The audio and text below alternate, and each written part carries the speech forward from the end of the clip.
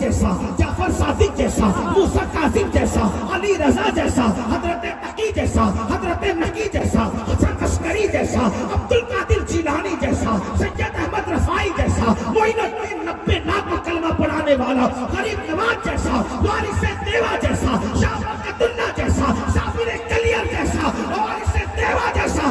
اللہ اکبر، اللہ اکبر. ہم نے تمہیں ایسی اولاد عطا کی اور قیامت کے قریب کسی کی اولاد رہے نہ رہے، حسین تمہاری اولاد رہے گی، مہدی بھی تمہاری اولاد میں رہے گی.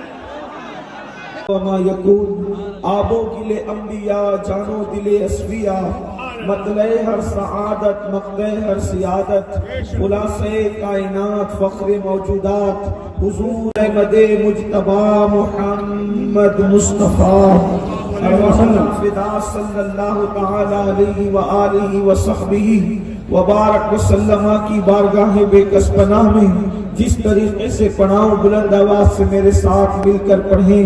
الصلاۃ والسلام علیک یا رسول اللہ، الصلاۃ والسلام علیک یا نبی اللہ، الصلاۃ والسلام علیک یا نبی اللہ، الصلاۃ والسلام علیک یا حبیب اللہ، وعلى آلك وأصحابك يا نور الله صلى الله تعالى عليك وسلم. مصطفیٰ جان رحمت پہ لاکھوں سلام، شمع بزم ہدایت پہ لاکھوں سلام، جس سہانی گھڑی چمکا طیبہ کا چاند اس دل افروز ساعت پہ لاکھوں سلام.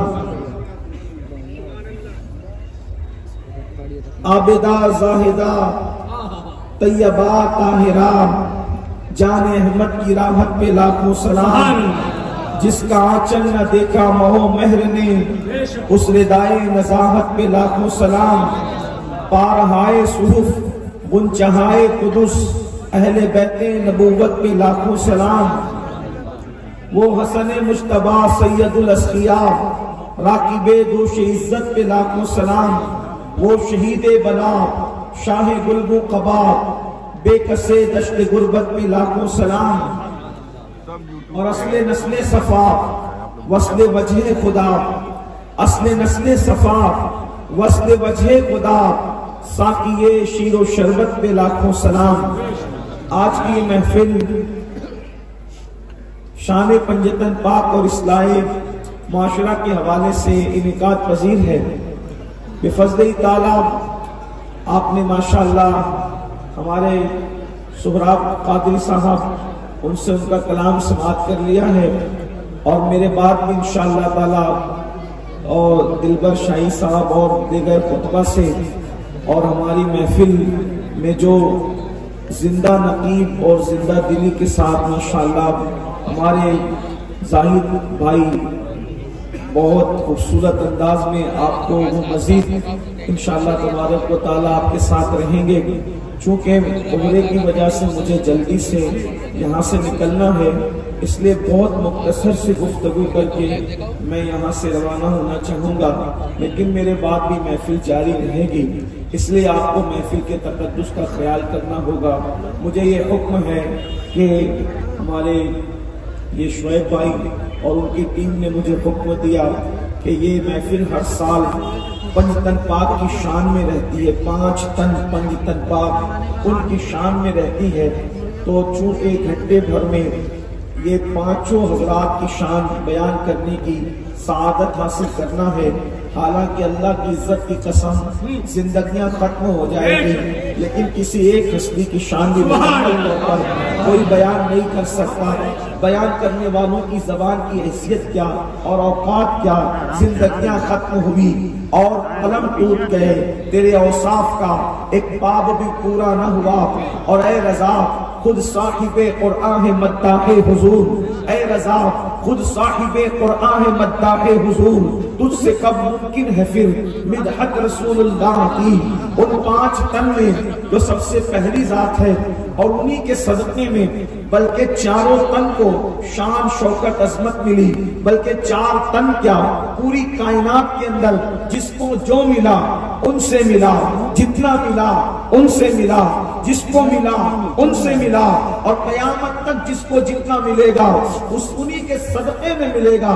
اس لیے کہ اللہ نے ان کے لیے فرمایا اے محبوب اگر ہم تمہیں پیدا نہ کرتے یا تمہیں پیدا کرنا مقصود نہ ہوتا تو ہم کائنات کو بھی پیدا نہ فرماتے۔ آپ اندازہ کریں ان کا صدقہ کس کس کو ملا اور کس طرح سے ملا۔ میں اپنی قوم کے جوانوں کی توجہ چاہتا ہوں، اللہ اکبر، اور اپنی ماں اور بہنوں کی بھی توجہ چاہتا ہوں۔ دراصل بات اتنی ہے ہم نے اللہ کی وہ قدر نہ کی جیسا قدر کرنے کا حق تھا، ہم نے رسول اللہ کی وہ قدر نہ کی جیسا قدر کرنے کا حق تھا، ہم نے اصحاب مصطفیٰ کی وہ قدر نہ کی جیسا قدر کرنے کا حق تھا، ہم نے اہل بیت مصطفیٰ کی وہ قدر نہ کی جیسا قدر کرنے کا حق تھا، ہم نے اولیاء اللہ کی وہ شان نہ پہچانی جیسا کہ شان پہچاننے کا حق تھا۔ دیکھو اپنے نبی کی شان کیا ہے، اور یاد رکھنا اللہ کے نبی صلی اللہ علیہ وآلہ وسلم کو علم و تحقیق کے ترازو میں تولنے کی ضرورت نہیں، اس لیے کہ علم اور تحقیق کے دروازے کہیں اور ہوتے ہیں، لیکن یہ ذات وہ ذات ہے، انہیں صرف ماننا ہوگا، انہیں صرف ماننا ہوگا، اور علم و تحقیق کے ساری رانائیاں ان کے قدموں پہ نچھاور کرنی ہوگی۔ کیا شان مصطفیٰ جان رحمت کی آپ نے سنا ہوگا، قارون نام کا ایک شخص تھا، اللہ اکبر، یہ موسیٰ علیہ السلام کا کزن ہوتا تھا اور قارون تھا، اللہ اکبر، اس کو توریت کی تلاوت کا اتنا خوبصورت ہنر تھا، اتنے اچھے انداز سے وہ توریت کی تلاوت جانتا تھا کہ حضرت سیدنا موسیٰ علیہ السلام جو ہے اس سے جو ہے وہ توریت سنا کرتے تھے۔ جب اللہ رب العزت نے حضرت موسیٰ علیہ السلام پر زکوٰۃ کا حکم نازل فرمایا کہ اے موسیٰ اپنی قوم کو فرمائے، اپنی قوم کو حکم دے کہ وہ زکوٰۃ نکالے اپنی مال کی، یعنی کہ جتنا مال اللہ نے دیا ہے اس کا 2.5% حصہ بطور زکوٰۃ نکالے۔ اللہ پھر حضرت موسیٰ علیہ السلام قوم کے درمیان تشریف لائے اور آنے کے بعد آپ نے فرمایا کہ اللہ نے تمہیں جتنا دیا ہے اس کا 2.5% غریب مسکینوں کے لیے تمہیں نکالنا ہوگا۔ جب لوگوں نے سنا تو سب سے زیادہ مالدار قوم میں کون تھا؟ قارون تھا۔ قارون اس کے پاس بڑا خزانہ تھا، یہاں تک کہ کہنے والوں نے کہا ہے کہ قارون کی جو تجوریاں تھی اس کی چابیاں جانوروں پر لاد کر لائی لے جائی جاتی تھی۔ اندازہ کریں جب اس کی تجوریوں کی چابی کی اتنی تعداد ہے تو تجوریاں کتنی ہوگی، اور تجوریاں اتنی ہوگی تو اس کے پاس مال کتنا ہوگا۔ لیکن جانتے ہیں انسان کی پہچان کب ہوتی ہے؟ اللہ اکبر، کھانے کے وقت پہچان نہیں ہوتی، نعرے کے وقت پہچان نہیں ہوتی، بلکہ جب کوئی چیز قربان کرنی پڑے تب پہچان ہوتی ہے۔ اللہ اکبر، ایسا ہی ہوا، اللہ پاک امتحان لیتا ہے۔ ارے وہ اللہ ہے، اگر وہ چاہے تو غریبوں کے لیے ایسے درخت پیدا کر دے جس پر صرف غریبوں ہی کو مال ملا کرے، وہ شان والا ہے، وہ جس کو جو چاہے عطا کر دے۔ لیکن اللہ رب العزت نے امتحان کے لیے مالداروں کے مال میں غریبوں کا حصہ رکھا ہے، اور وہ زکوٰۃ کی شکل میں ہے۔ حضرت موسیٰ نے کہا زکوٰۃ دینی ہوگی، سب لوگوں نے جب وہ تسلیم کیا، لیکن قارون چونکہ بڑا مالدار تھا اس کے دماغ کے اندر گھومنے لگا کہ میری دولت اتنی ہے، 2.5% اتنے ہو جائیں گے، اس کو زیادہ لگنے لگا۔ آج کے مالداروں کو بھی ایسے کچھ لگتا ہے یار اتنا دے دیں گے تو قارون کو یہ لگا کہ میرے پاس سے پیسے بہت چلے جائیں گے، 2.5% بہت رقم نکلے گی۔ اس نے کیا کیا؟ اپنی زکوٰۃ بچانے کے لیے ایک فاحشہ زانیہ نچنے عورت کے پاس گیا، بدکار عورت کے پاس، اور جا کر کے اس سے کہا کہ صبح محفل جمے گی۔ دیکھو مال کی محبت انسان کو کتنا گمراہ کرتی ہے۔ وہ قارون کہاں توریت کا قاری تھا اور دولت کی محبت میں گرا کتنا۔ اس سے پتا چلا کہ مال اور دولت کی محبت یہ برائیوں کی جڑ ہے، جڑ۔ آج بھائی بھائی کا قتل نہ کرتا اگر دولت کی محبت دل میں نہ ہوتی، ایک بھائی دوسرے بھائی پہ کیس نہ کرتا اگر دولت کی محبت دنیا میں نہ ہوتی، ایک پڑوسی دوسرے پڑوسی کی جان کا دشمن نہ بنتا، اگر دولت کی محبت دنیا میں نہ ہوتی، مال کی محبت دلوں سے نکال دو، مال کو تجوریوں میں رکھو، مال کو جیب میں رکھو، مال کو دل میں مت رکھو۔ یہ دل کے اندر جب مال آ جاتا ہے تو انسان فرعون اور قارون بن جاتا ہے۔ مال کماؤ بھی، مال جماؤ بھی، مال پہ عیش بھی کرو، لیکن مال کی محبت دنیا میں اپنے دل میں پیدا مت ہونے دو۔ دل میں اللہ رسول کی محبت رکھو۔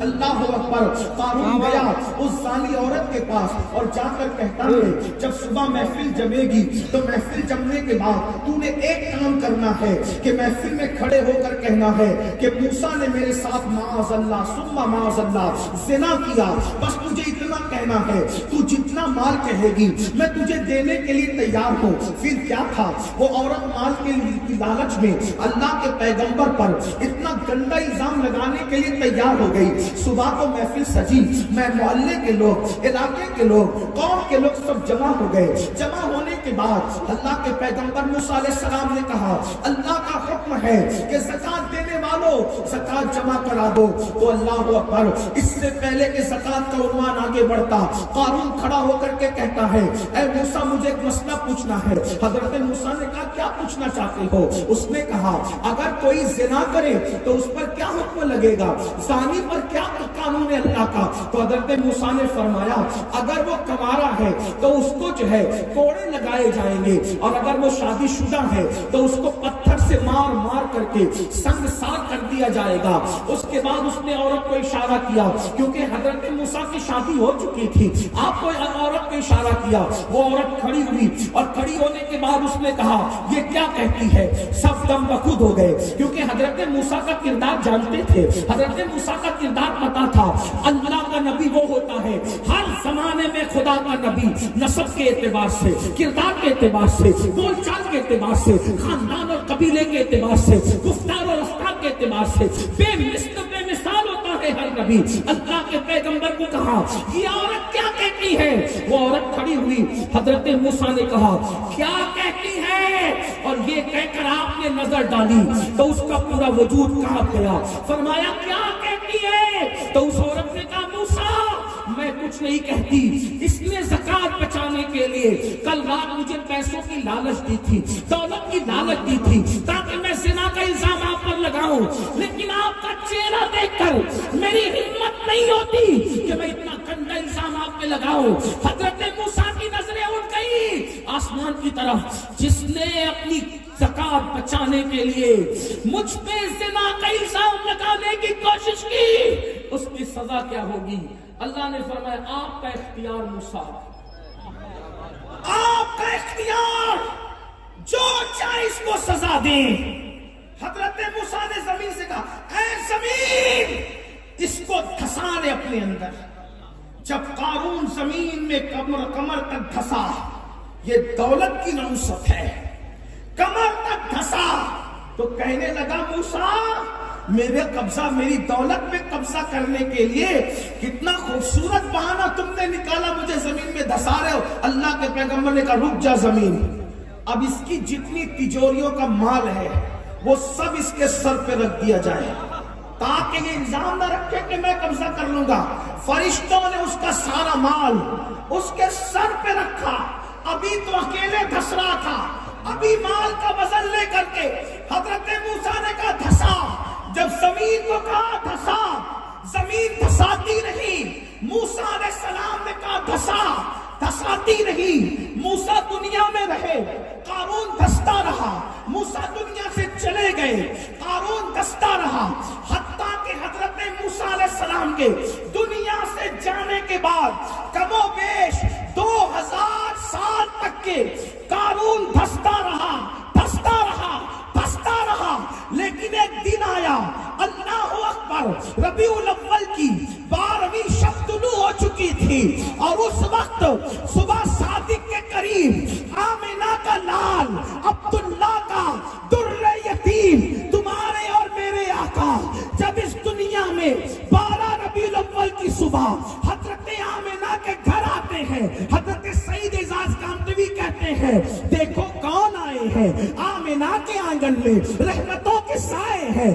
آمینہ کے آنگن میں پاؤں پاؤں چلتے تھے مصطفیٰ فرشتوں نے اپنے پر بچھائے ہیں آمینہ کے آنگن میں ایک اچھے کی خاطر سب سے اچھے کی خاطر اچھے آئے ہیں آمینہ کے آنگن میں حضرت آمینہ کہتی ہے اب ذرا اپنے نبی کی شان سنو آپ نے 5 تن کا عنوان دیا ہے میں پہلا تن پڑھنے لگا ہوں اپنے نبی کی شان سنو حضرت آمینہ کہتی ہے جب میرے شہزادے محمد کی آمد ہوئی تو میرے گھر کی چھت کھل گئی اور ستارے میرے سر تک آ کے جھکنے لگے ایسا لگتا تھا جیسے مجھ پہ گر پڑیں گے لیکن ستاروں سے آواز آتی تھی الصلاۃ والسلام علیک یا رسول اللہ اللہ اکبر گویا کہ فرشتوں کو حکم تھا اے عرش نشینوں اے آسمان کے رہنے والوں اے آسمان کے باشندوں جاؤ آج آمینہ کے آنگن میں اس کا دیدار کر لو اس کی زیارت کر لو جو اللہ کا نور ہے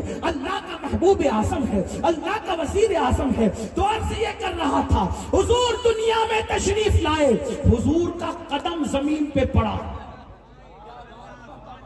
کم و بیش 2000 سال تک جو قارون زمین میں دستہ رہا جب میرے نبی کی میلاد کے موقع پر قدم حضور کا زمین پہ پڑا اللہ نے کہا اے زمین اب تک قارون دھستا تھا زمین میں لیکن میرے محبوب کے قدم لگے اب قدم لگنے کی برکت سے آج کے بعد قارون زمین میں نہیں دھسے گا بلکہ اب اس کو یہی روک دیا جائے گا آپ سے پوچھنا چاہتا ہوں رسول اللہ سے قارون کا کوئی تعلق نہیں قارون کا حضور سے کوئی تعلق نہیں صرف میلاد ہو گئی زمین پہ قدم رکھ گیا تو قارون زمین میں دھسنے سے بچ گیا ارے جب دشمن خدا کو میلاد کا یہ فائدہ ملتا ہے تو نبی کے غلاموں کو میلاد مصطفیٰ کا کتنا فائدہ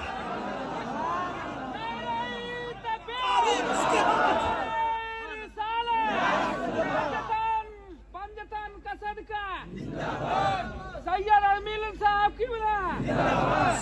جیتے رہو اللہ سلامت رکھے اللہ الفاظ نہیں دیکھتا اللہ تو نیتیں آپ کو بھی صدقہ دے مجھے بھی صدقہ دے تو حضور کے قدموں کی یہ میرے نبی ہے نبی کی شان ہے قدم رکھا زمین پہ میلاد کی شب پیدا ہوئے قارون کا دھسنا بند ہو گیا دریائے ساوا خشک ہو گیا دریا خشک ہو گیا جتنے بادشاہ تھے سب کے تخت اوندھے ہو گئے ملک شام میں کسرا کے ملک شام کے محلات سیدہ آمینہ نے اپنی آنکھوں سے دیکھا مکے میں بیٹھے بیٹھے کعبہ حضرت آمینہ کے گھر کی طرف جھک گیا حضرت جبریل نے جھنڈے نصب کیے یہ نبی کی شان اور اپنے نبی کی شان کیا اپنے نبی کا مقام کیا اپنے نبی کا مرتبہ کیا بس اپنے نبی کی شان پڑھوں اس کے بعد اینڈ کی طرف پہنچوں دیکھو آپ نے سنا ہوگا یوسف علیہ السلام بہت خوبصورت تھے میں نے کہا بہت خوبصورت کتنے ام المومنین حضرت عائشہ صدیقہ نے پوچھا آقا یوسف اور آپ کے حسن میں فرق کیا ہے فرمایا عائشہ اللہ نے میرے حسن کا آدھا میرے بھائی یوسف کو عطا کیا اب توجہ کرنا مسلمانوں یوسف اتنے خوبصورت تھے حضور کا آدھا حسن یوسف علیہ السلام کو ملا آدھا حسن کا آدھا حصہ حضرت یوسف کو ملا تو یوسف کو دیکھا توجہ کرنا یوسف علیہ السلام کو دیکھا تو مصر کی عورتوں کی انگلیاں کٹ گئی یوسف کو دیکھا تو مصر کی عورتوں کی اپنے الفاظ میں اب کہہ دوں یوسف کو دیکھا تو یوسف علیہ السلام کو دیکھ کر چہرہ دیکھ کر علم والے عقل والے دانشوروں پڑھے لکھوں کی توجہ یوسف علیہ السلام کا چہرہ دیکھ کر انگلیاں عورتوں کے ٹکڑے ٹکڑے ہو گئی لیکن ٹکڑے ہو گئی کس کو دیکھ کے چہرہ یوسف دیکھ کر انگلیاں عورتوں کے ٹکڑے ٹکڑے ہو گئی لیکن میرے نبی کا حسن کیا چہرہ تو نہیں دیکھا صرف میرے نبی کی انگلی دیکھی تو چاند ٹکڑے ٹکڑے ہو گیا دیکھو چہرے میں اور انگلی میں فرق کیا ہے وہاں چہرہ دیکھ کے انگلیاں ٹکڑے ہوتی ہے یہاں انگلی دیکھ کے چاند ٹکڑے ہوتا ہے اور پھر ایک خاص بات یوسف کا حسن دیکھ کے انگلیاں ٹکڑے ہوئی مگر جڑ نہ سکی یہ میرے نبی کا حسن ہے انگلی دیکھ کر کے چاند ٹوٹتا بھی ہے اور انگلی دیکھ کر چاند جڑتا بھی ہے ٹوٹنا ہے جڑنا نہیں ہے یہاں ٹوٹنا بھی ہے